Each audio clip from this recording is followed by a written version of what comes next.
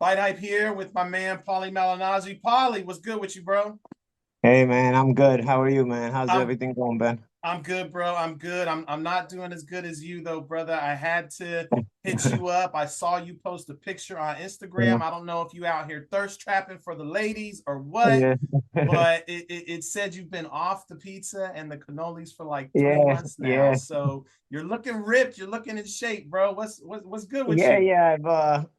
It's funny because I'm an OCD guy, so like it's like if I'm either all in or I'm all out, and I think if people that know me kind of understand this, and that's with anything really. It's like if I say something, I'm gonna say it with my chest out, or I'm not gonna say it. If I do something, I'm gonna do it with my chest out, or I'm not gonna do it. So. Mhm. And for that reason, for years after I retired, I didn't go that much on the gas pedal when it came to working out. I wanted to keep in mill shape, and I've never completely let myself get out of shape. But I'll put it this way, Ben, and you can probably relate as we get older. I wasn't working as hard to knock off the calories I was putting on as I needed to. But Facts. because I know if I work that hard, there'll be a mind to start wanting to fight. And so I would always kind of work out with like at a medium level, so to speak. And of course that wasn't making up for your metabolism slows down as you get older Big because time. you even if you're working out, even if you're working out, your weight puts on a little, you put on a little bit of weight. True. And then I don't know, man, it was like it's just I'm working these fights. Obviously, I'm still ringside with Pro Box TV. I'm still ringside with BKB. And I don't know, you start to look at some of these fights and you're like, could I still do this? I don't know. I don't know. I don't know if it's something that is a midlife crisis. I don't know if it's something that hits every fighter at a certain point where you start watching, or maybe just because I'm ringside and maybe I see it differently because I'm ringside. I don't know. But I start thinking like, yeah, I think I can compete with some of these guys. Like some of these. Okay, yeah, some of these guys are like excellent. Some guys I look at it and I'm like, I can't. I couldn't have got into some of these guys in my prime, let alone right now. But then I see situations and opportunities, and I see different opportunities that didn't exist when I was fighting. For example, Jake Paul type of fights, the sideshow Mhm. type of fights. I see different opportunities, like I see TCL coming around and Team Combat League, and they're giving opportunities. They actually had called me to broadcast some of the fights, but we couldn't come to terms. And obviously, Pro Box TV level, which is a good level. I see some of these guys rising to get title shots, and some of these guys even end up winning title shots. And I'm like, listen, man. I mean, I'm not gonna be able to compete with some of these guys even in my prime. But then there's some guys, some situations where you're like, yo, I could step in here and do it, and actually have a reason to get myself back in good shape. So I didn't fully commit to the mentality, but I said let me work a little harder, and then start working a little harder. You feel a little better. Like okay, let me see what happens when I add a little bit of more diet to it. Get a little harder, work a little better, and I started focusing on strength work too, because I said if I'm gonna start picking up the pace, I want to at least make sure my body can handle it and I don't get injured. So I started working mainly on strength in the beginning and lightly on conditioning, to drop some weight. I started working with these mace clubs, and it's a new thing. I mean, I don't think it's a new thing because if you there's videos of the Iron Sheik, rest in peace. There's videos of the Iron Sheik doing them Oh yeah, yeah. on Those those YouTube. those clubs you They look like swing. bowling pins. Now Right. they're more modern. They can screw the weight screws on and off of them. But at that time, they were like piece of wood bowling pins. So each club you had to pick up a different one for a different weight. While Mm. now with the Addicts mace clubs that I use, the company Addicts, you can screw the weight on and off, so you can use the same Yeah. club and just so it's become more modernized, and they're metal instead of wood. But nonetheless, I was doing workouts with those, and it's a different kind of motion as well. And so that was sort of loosening up my shoulders and strengthening me up a little bit. And it was I liked the way I was feeling, and I liked the way the dieting was coming. And then, like I said, bro, when you once you and this is why I said I didn't step up the level of training to that point, because once I started doing that, I was like, dude, man, I feel good. I started throwing some punches, like I feel good, man. I feel like you know, maybe it's a midlife crisis thing, but I don't know. But I'll tell you what, if there's an opportunity to still do this, it's got to be now or it's going to be never. I mean, you can't go at 50 and come back and start doing this. I mean, there's guys that do it, but you're asking to get hurt.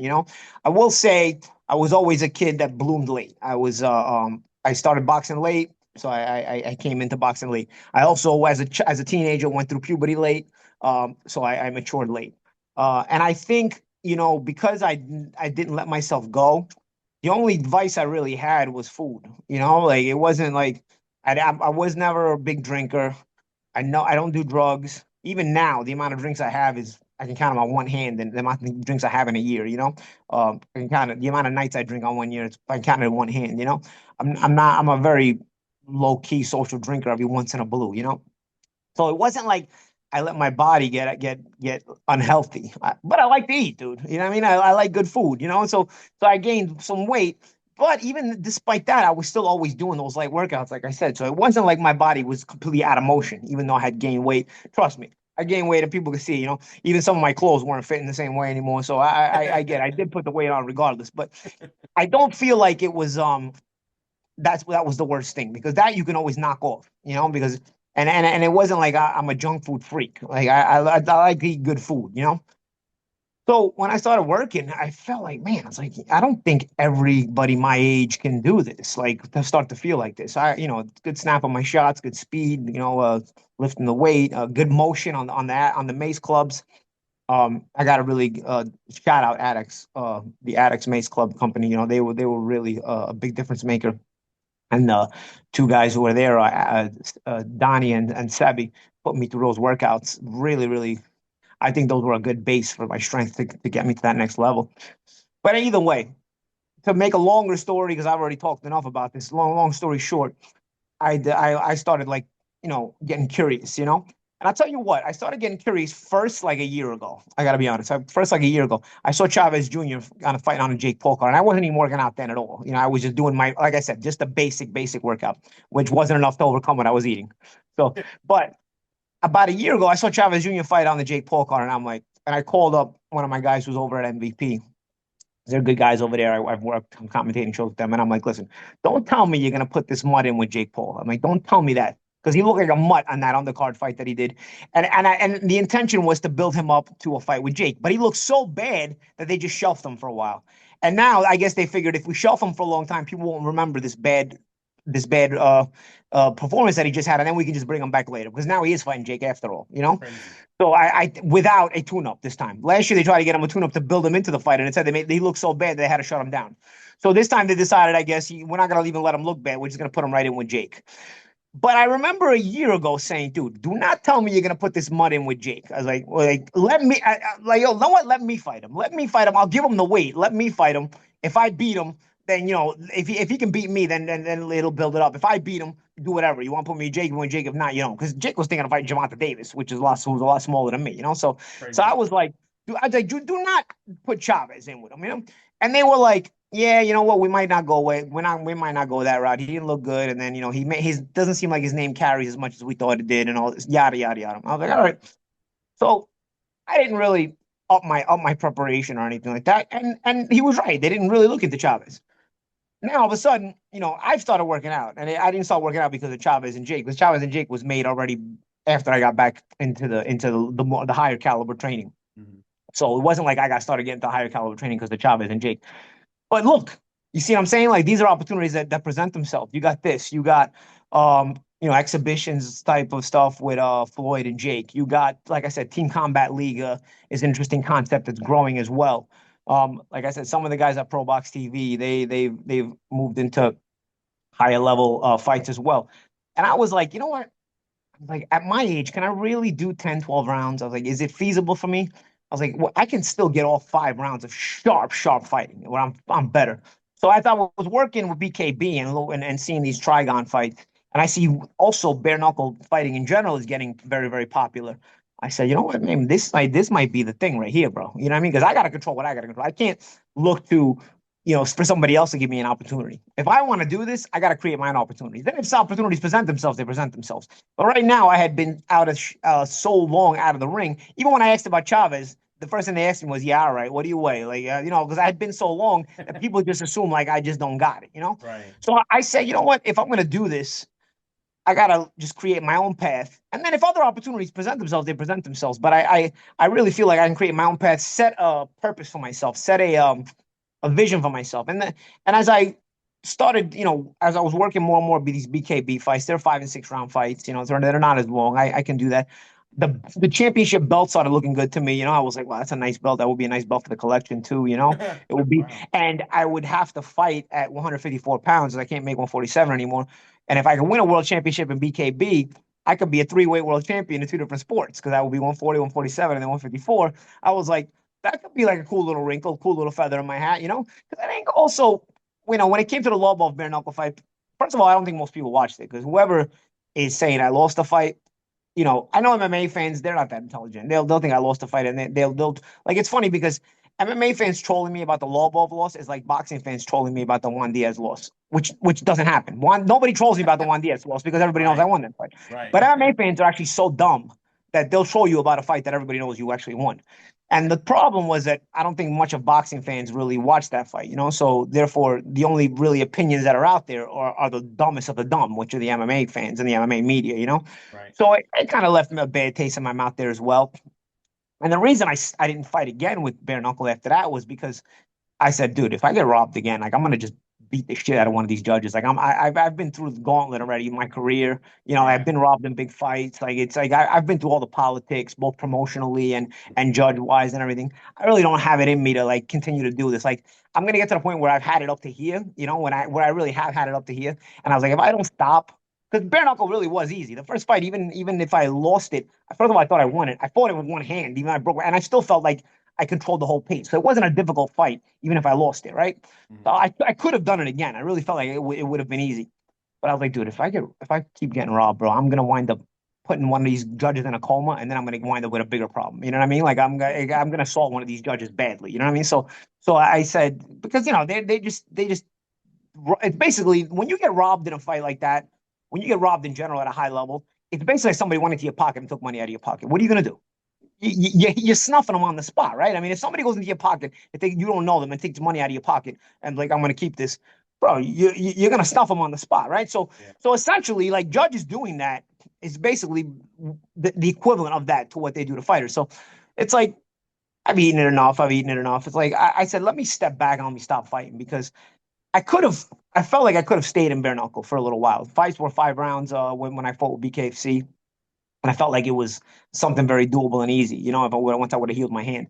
But I said, nah, bro, I can't take a chance because then if I wind up assaulting a judge, it'll be crossover news and I'll ruin my reputation forever. And then I'll never commentate again, which is, I got to start looking at myself post boxing.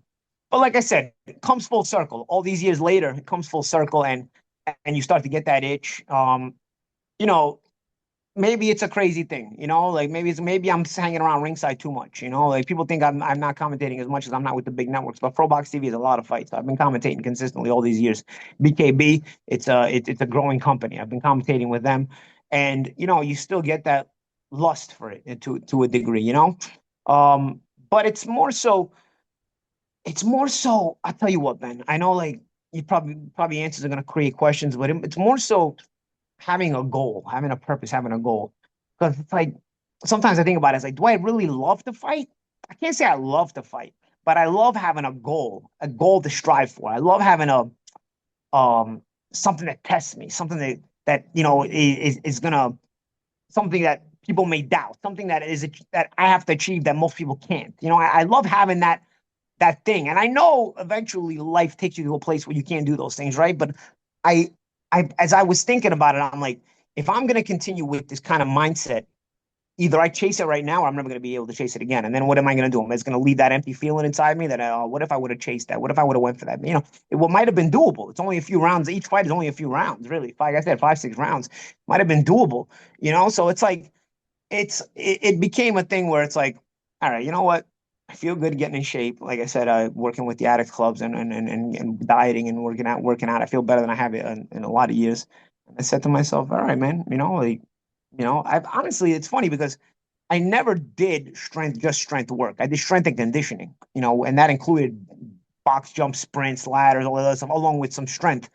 Just focusing only on strength, it's given me like a sort of a different feel. Obviously I haven't included full level boxing yet because I'm not in a camp. I'm going to start camp now, but it's given me a feeling of like it's a new dynamic. It's a new road for a similar goal, And like I said, for me, it's about having the goal. And I just said, you know what? The goal is going to be to win a BKB title. If I win a BKB title, it will make me a three-time champion. Maybe I'm out of my mind. Maybe I'm crazy. You know what I mean? But I think people are going to be surprised at how sharp I am, especially 5, 6 rounds. Listen, you go 10 and 12 rounds. I can remember the end of my boxing career. Um, Getting in shape, but doing 10, 12 rounds was hard. It was like, even if I was in shape, it was like my legs just weren't there anymore in the late part of the fight. It's like it extends, but I think that's just comes with aging. But 5, 6 rounds, bro, that's not difficult to do. And when you know how to fight, and I know how to fight. Right, right. So you said that you're about to start camp. So is this official? Like are you like you Well, have a fight yeah, lined well, up? I've signed a deal with BKB, and and with some stipulations, obviously, it's not my sport, right? So I got to respect the opposition, respect the fighters, but I also didn't want to approach it, say, like Conor McGregor does with BKFC, where he always teases he's going to fight the champion. First of all, he never has the balls to fight, and he never would fight bare knuckle. He doesn't have any balls, that guy, and I've said it from the start. But he always likes to tease and make like he's going to do this and make like he's going to do that. But he'll never have the balls to do anything to that level. But even then, I was like, that wouldn't be right if Conor McGregor came back and never fought a bare knuckle fight and just put himself up against the champion, which he'd get his ass whooped anyway, because like I said, he's got no balls. But even him teasing that, I don't think it will be right. As I told these guys, I said, okay, if I come in, I don't want to use my name recognition to just jump the line, because these guys are all working hard. These are all good fighters, and it's their sport. And it's a sport that has sort of evolved, and a lot of good fighters are in it. I said, it wouldn't be right. I said, so I feel like I'd have to earn a title shot. I'd have to, put myself in a position to to fight a guy who people respect in the sport. And if I can beat that kind of guy, then I can maybe get a title fight. I can maybe position myself for a title fight where it wouldn't be far fetched, where I wouldn't just be looked at as, oh, Paulie's taking advantage of his name recognition and he's skipping the line, where all these guys are working hard at this sport and it's their sport. I don't want to be like that. I've never been a guy who put himself ahead of the sport. I think all of us have to put the sport first. And I'll give you an example. End of my career, I fought Sam Eggington, my last career fight. Sam Eggington was the uh, WBC, one of these regional titles. I think it was the international title, maybe, the WBC international champion, and the welterweight division. And I remember in England, mind you, where I've got a pretty good position in England, because I've worked there and I fought there so much, Yeah. and the fans are always, they know me well, and they acknowledge me well, and I've always gotten a great reaction from them, great reception from them. The commission there asked me, and the promoter asked me, which was Eddie Hearn at the time, asked me, you want to walk second, you're going to walk second.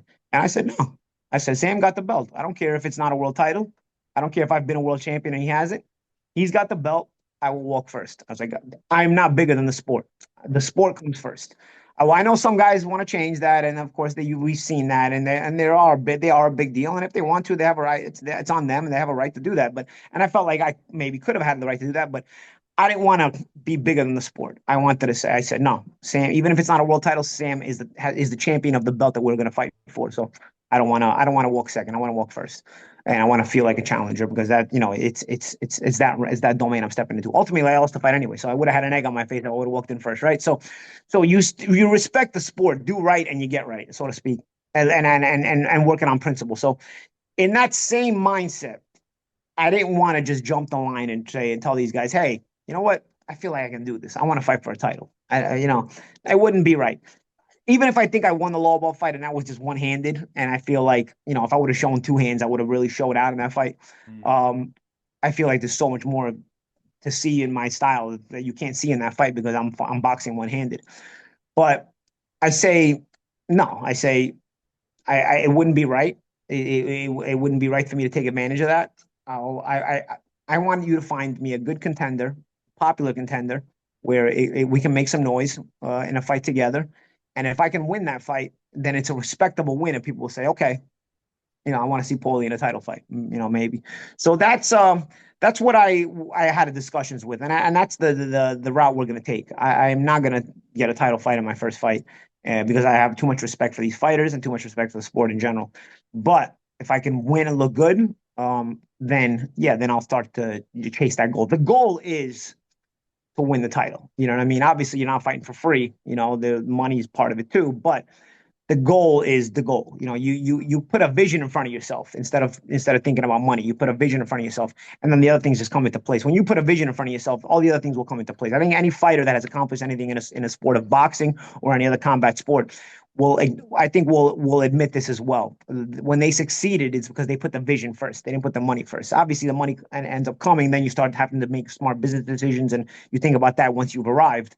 But before you arrive, before that arrival to that high level, you first want to, have that vision and chase that vision. And I think, being that it's a new set of standards in bare knuckle and with BKB, I want to have this vision. I want to approach this the right way. I want to do it the right way. I want to approach it the right way, and that is, have a vision for accomplishing a championship.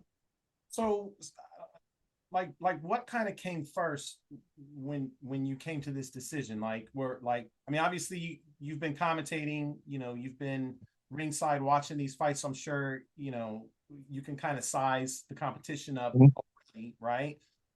So were you kind of thinking, maybe I could do this while you were watching those guys, or were you thinking that when you started the weight Well, loss? well, I've done it. Well, I've done it. I've done the bare knuckle, so I know like what it entails, and I don't think it's that difficult. I also don't think the punches hurt as much as pro boxing. Really? I think no, I don't. They do not. You can't load punches constantly. Your hands start hurting. And any bare knuckle fighter will tell you can't load shots like a pro boxing match. Pro boxing matches are interesting because your hands are padded enough to protect your hands, but not enough to protect the opponent. That's the point, because the point of pro boxing is damage. In the gym, you wear bigger gloves, you can damage each other, but at least the bigger gloves and headgear, right? Right. In a pro boxing match, your gloves are so small, they're not there to protect the opponent, bro. Those are concussing opponents. Those are 8 ounce gloves. You know what I mean? So, but they're there to protect your hands, so you can keep loading. You can still hurt your hands, but you can load more punches consistently than you can with bare hands, where you load a couple of shots and you're already starting to take something off the punches because your hands are hurting. Or, as I found out, when you learn load too much, your hands might break. So I do think, and plus, not to go down another conversation. I've been in street fights too. You know what I mean? Like, it's not, they don't punches, barehanded punches. It's just psychological. I tell people, and people think I'm out of my mind. It's just psychological, because you cut easier and you bleed easier and you bruise easier because it's bone to bone.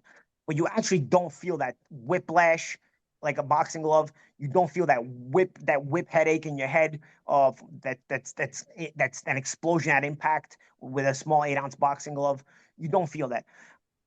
My personal opinion, the boxing at bare knuckle is limited, and these guys will never reach a high level of boxing. So for them, they'll credit bare knuckle and say, yeah, it's tougher, because what else are they gonna say? They can't win at pro boxing, so they're gonna say, oh, this is tougher, this is tougher. But if you look at a high level boxer, there's a lot of mid-range boxers do bare knuckle and they get beat. But I'm not talking about mid-range boxers. I'm talking about a high level boxer. The other guy you had is Austin Trout. You had Ishe Smith. They came in and won easily. I actually thought I won easily even with one hand. And with two hands, I would have got a stoppage in that fight. I'll be honest with you. But and because I would have just been putting combinations together. But even one-handed, for me to be able to win a fight one-handed, because I didn't get the decision, but you watch that fight, I won that fight. Like, it shows a different level of world-class boxer in this. Yes, there are different rules. Yes, there's things you got to worry about. But ultimately, I looked at these and I'm like, okay, I got to figure out how to make my hands last. And so there's different things I got to work on with that. But I mean, hand positioning, hand skills, balance, um, all that stuff. Boxers have a lot of advantage in this. And I think, again, maybe you're out of your mind. Maybe you're thinking, you're older and you're in that midlife crisis and you're thinking about it. But I think that there was still something for me to do. Like, when I started getting hungry, I said, okay, I got to position myself in a place where where is it going to be here? Where's the opportunity? Where am I going to create this opportunity? I got to set a goal for myself. I can't just say, oh, I hope to get this kind of fight. Like I said, oh, there's exhibition fights. I hope. No, no, no, no. You know what? I got to put the ball in my court and dribble it. So you know what I'm going to do? I'm going to set my goal myself. Whatever comes of it, comes of it. But I'm going to set my goal. My goal, I want to win a BKB World Championship. And if anything else comes of it, okay. Maybe sometimes opportunities create themselves off of other opportunities achieved, right? So, so that something might come out of it. But I said, I don't want to depend on anybody. But I've always marched at a beat of my own drum. Said what I wanted to say, done what I wanted to do. Never had to kiss anybody's ass. People try to railroad me and derail me constantly. I'm still here, still doing what I want to do, still saying what I want to say, still doing it how I want to do it. It doesn't matter. You know what I mean? And don't get me wrong. as I get older, I try to soften up towards people. I've become a little bit more biblical, and there's a scripture, I think in Colossians, where it says, season your words with salt, where it's like, you don't always have to be so offensive to make a point, like, because the point of making a point is you want people to reason with you. You shouldn't be making a point just to create chaos all the time. You know what I mean? And that was sort of my issue when I was young. And a lot of times it's how I promoted fights. Okay, when it's one thing, it's promoting a fight, but when you're not fighting, it's I think there's a time and a place. And I think when you want to give a lightning rod opinion, I think sometimes the way you say something can be make things more manageable for people, and I wasn't always of that mindset, so as I get older, I've come to that realization as well. Even if people may not agree, there's a way to say things, there's a time to say things, and there's a time not to say things as well. So I try to keep that in mind. But regardless, I've still always been a person that's been able to do it my way, say it my way, and still, I've never needed to kiss anybody's ass. I've never needed to kiss the ring. I've never needed, and whenever it came to that, I always walked away. I've had hold hands. Yeah, I haven't had a whole hands. Exactly. I've always taken the consequences that came with it and lived with it, and still kept marching. Like I said, I still marched to the beat of my own drum. It's not like I paid a heavy price. Could my name be bigger? Could I have a better position in these businesses? Because frankly, I think I'm the best commentator there is, so, and I'm going to toot my own horn. And there's other good ones though, you know what I mean? So I can easily be replaced, but I think I'm the best commentator. But, so could I have been in better positions if I would have played the game? Sure, of course I could have been in better position. But you know what? It's not who I am. It's not who I've ever been. You can't buy me, and I think I've proven that when I was chose to, let myself walk away from Showtime or let myself get kicked out, whatever you want, however way you want to look at it. I could have not walked away from Showtime. I could have, apologized, and then I wouldn't have got kicked out. So in essence, by me not apologizing, I knew what I was getting myself into. I essentially decided to walk away, regardless if it was them who got rid of me. I could have apologized and kept my position there. But again, I'm not going to, compromise myself in that way. And I've never been that kind of, I've never been that kind of person, So having said that, I'm here and I continue to march to the beat of my own drum. So what's the beat of my own drum now? Okay, you know what? I want to do it this way. I want to do this. People think I'm crazy, but people have always thought I'm crazy. So you know what? That's sort of my MO, right? People always think, oh, Paulie's latest idea is crazy. Paulie's mindset is crazy.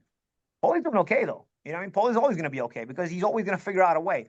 Whether it's the conventional or unconventional, I figure out a way regardless. You know what I mean? We live in a tough world, bro. It's hard to make ends meet, right? But I still live well. I got to work hard. Don't get me wrong. It doesn't come free. I got to keep staying on my grind. But you know what? I live a life that I'm very thankful for, and I thank God for it every day. But like I said, marching to the beat of my own drum. And as I said, also learning on the way, learning as I keep going. And I don't learn because I want to kiss ass. I will never kiss ass. I don't care about that. And people have seen that already. But I learn in regards to, like I said, you want to make a point sometimes, make it at the right time, make it a certain way. Because you don't make a point to offend, right? If it's a point you really believe in, you want people to sort of see where you're coming from. You don't want to make a point with the intention, oh, it's just going to offend people. I don't care what they think. Because then what's the point of making the point? Your point makes no headway. If you really believe in that point, you want to say it in a correct way, in a capable way, in a way where people may be able to understand you. And then there's also a time to make that point and a time not to make that point. So that's been my lesson. But like I said, I will continue to march to the beat of my own drum while trying to learn these lessons. And marching to the beat of my own drum means now I fight. I think most people, when they hear this or see this, they're obviously they're going to think about your hands, right? Like obviously you've broken your hand before. So that will probably be the first criticism, I would think, when it comes to you being back and doing bare knuckle boxing. Are there any concerns for you as far as of course, that's always a concern there. It's the hands, and also these rounds are 3 minutes. BKFC were 2 minutes. The thing about BKB tests you, in my opinion, BKB tests you at a different level because BKB is a trigon, so it's a smaller surface. It's not where you get. There's less places, less spaces to move, less spaces to hide, and the rounds are 3 minutes, so you're punching more. You're using your hands more. Having said that, I think there's a lesson to be learned from the fight I did have. In boxing, we're taught to follow through with our shots, turn our hips, follow through with our shots. I may not have been a big puncher, but I was still taught to punch in a boxing way. And I think when a boxer punches that way in bare knuckle, he risks to break his hands. We'll remember Mike Tyson broke his hands on Mitch Green, right? Same thing, because if your hands aren't protected and you're turning your weight into your shots. So I think there's a way where, you don't turn as much weight on your shots. You use more the snap, Bruce Lee-esque, so to speak, as opposed to whipping and those hips into every shot. I do think there's a time and a place to whip those hips into shots, but I think you have to sort of be selective, and you have to sort of know you can't put them together in bunches if you're going to do that. You got to, those shots where you turn everything into it, you got to really make sure you're aiming correctly. If you're going to put your shots together in bunches, maybe you don't turn them as much. And you, like I said, use that Bruce Lee style, where it's like just snappy, snappy, snappy. I think that was the lesson to learn in that fight. The problem is in that fight with Lobov, because I'm fighting a southpaw, I'm gauging distance. Every southpaw is different. You fight. Southpaw is always a little bit awkward, and every southpaw you fight, there's no two southpaws that are the same. So you got to gauge a little bit of distance. So it took me about a round or round and a half to sort of start gauging the distance where I got that 6 inches closer to start wanting to let go of power shots. And so I controlled the pace and I controlled the rhythm, while I was finding the distance in the first round, round and a half. As soon as I started finding it, literally, the first big right hand I let go, I broke my hand. I hit him in the top of the head, and that was like, okay, now I got to go to plan B, which is box off the back foot and walk him into jabs and check hooks, which I did. But, it is what it is. Like, the judges were only looking for who's coming forward, whether it was ineffective or not, because Lobov's coming forward was absolutely ineffective. He got me a one clinch, he cut me, because that's more scar tissue than him, because that shot didn't even lane clean either. And that was it. So I think the lesson was, okay, when you find your range, make sure you're punching the correct way. And what the correct way in bare knuckle is not the same as the correct way in boxing. The correct way in boxing, you turn your shots, make them count when you throw them, put some heat on them. I think the way you put heat on your bare knuckle shots is a little bit different than the way you put heat on your pro boxing punches.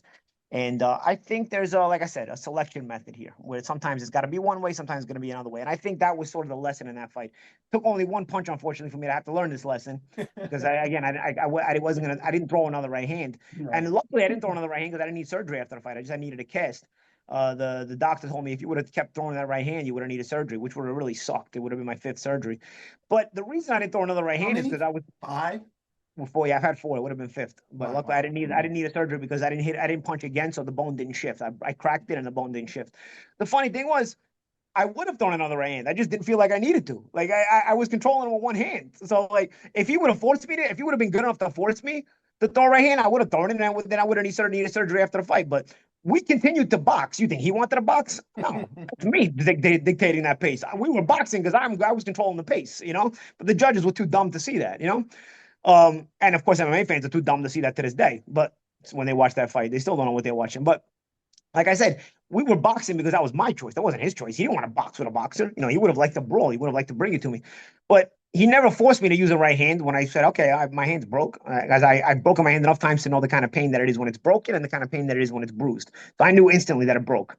And so I started boxing off the back foot, jabs, check hooks, and barehanded. Honestly, they're even quicker. They're like, wow, like you're sticking in little knifing shots, and I felt like I was boxing really well. Obviously, I had to take more pressure because I only got one hand to hold him off. But he boxed me. I mean, that in itself tells you who was controlling the fight. But regardless, I think that was the lesson learned for going forward. And yes, I did think about that. I did think about it in this decision where it's like, okay, I can fight. I think I have an advantage over all these guys. I can box very well. I can fight very well.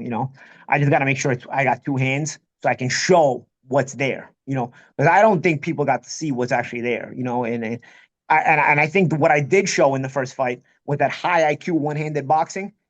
When you got a fan base full of retards, they're not going to understand that. It's too high of an IQ for them to understand. So I think like that sort of went over everybody's head the way I was boxing in that fight.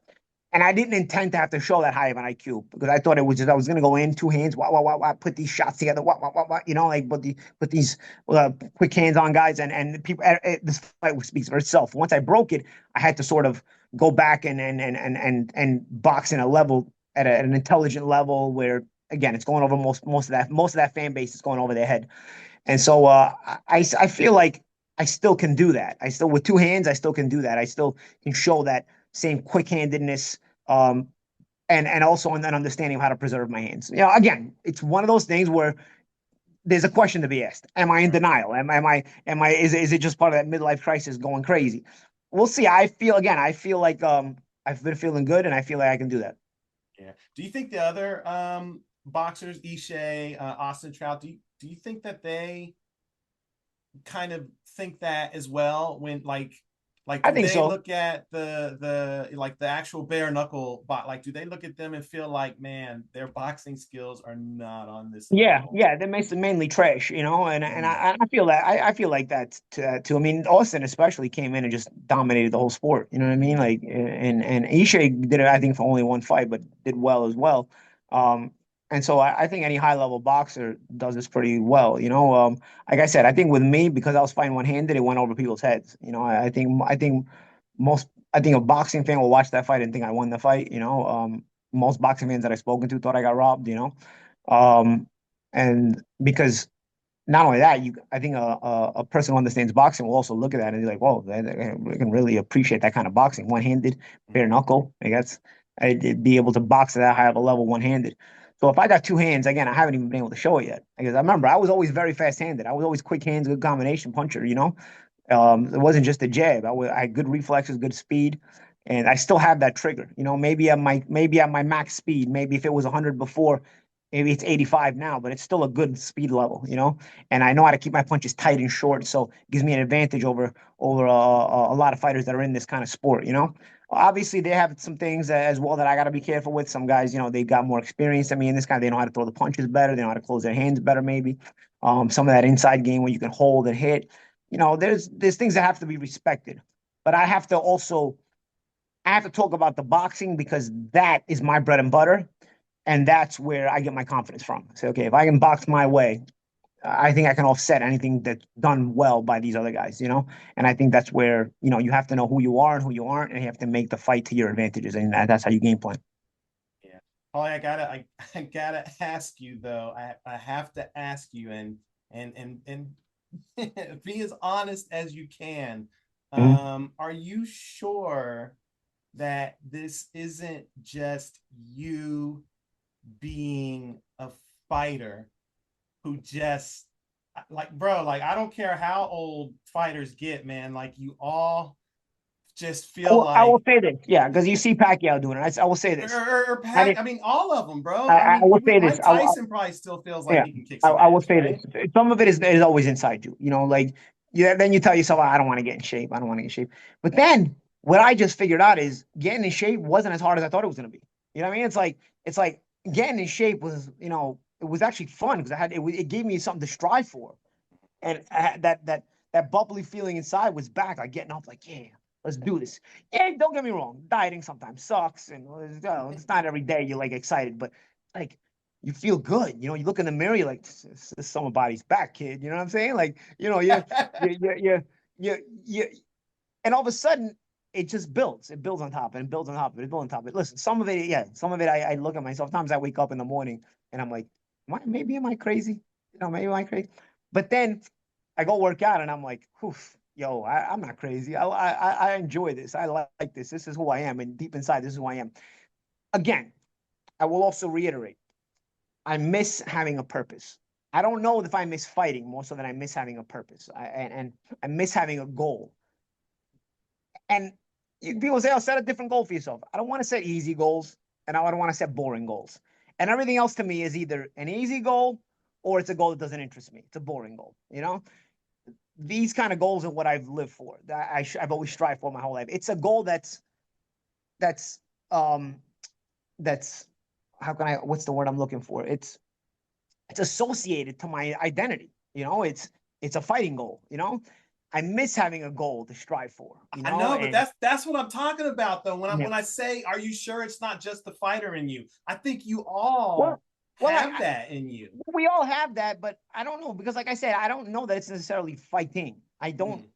I don't, I miss having a purpose, and then people say, oh, well, I never had family, Yeah, I but didn't a you kid, I, I, but fighting's not like you can have all kinds of purposes, right? Like you can have but you they're can have a boring. commentating goal.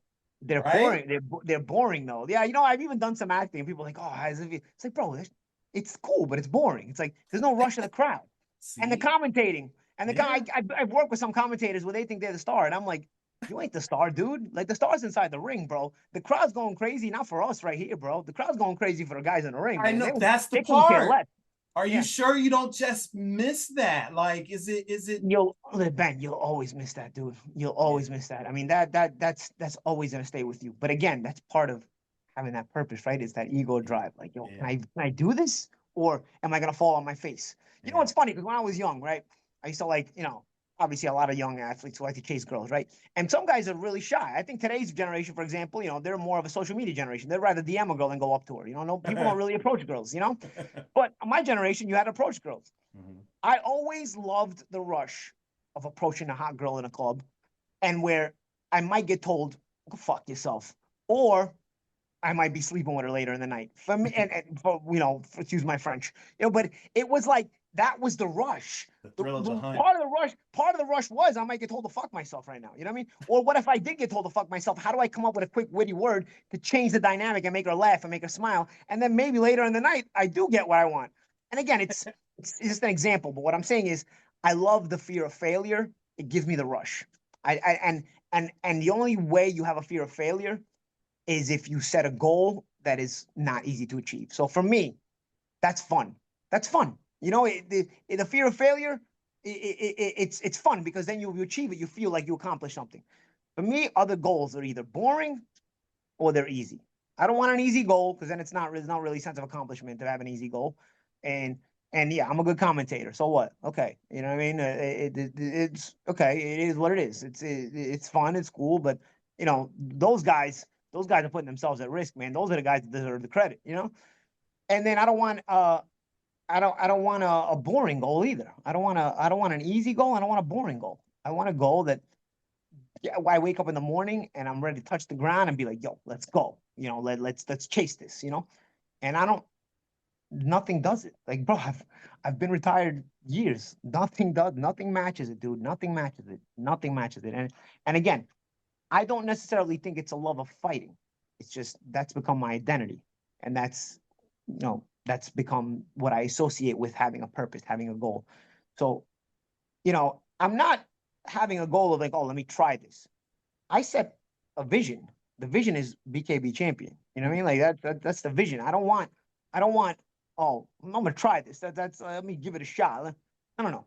I'm past that. You know what I mean? I have a vision of this. I don't want to just try this. I want to succeed at it.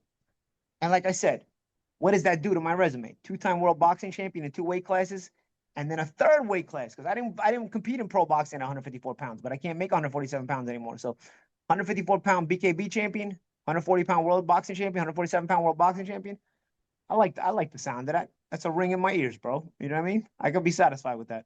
I dig it. I dig it. Let's go. Let's go, man. Two sport champion. Do we have? Is there any like a fit? Like, do we know any fight dates or anything, or is this just still in like the We're gonna initial be looking stages? at we're gonna be looking at later in the summer. I think. Okay.